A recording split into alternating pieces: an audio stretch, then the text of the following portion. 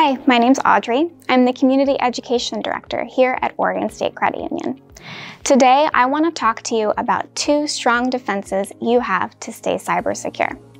First, use antivirus protection and firewall software. Hackers attack through viruses or spyware. Firewalls and antivirus protection help defend against these attacks.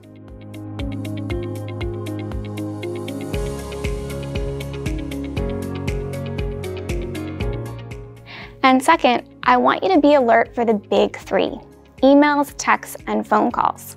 If you're not expecting it or you think it's a mistake, stop and think carefully. Never click on an unexpected link. Just go to the website on your own to check on your account.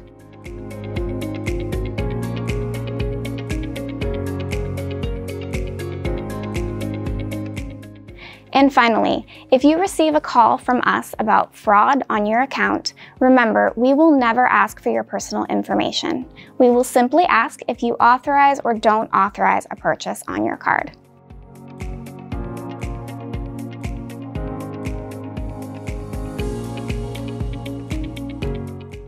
If you'd like more tips and to learn more, you can go to our website and check out the fraud section.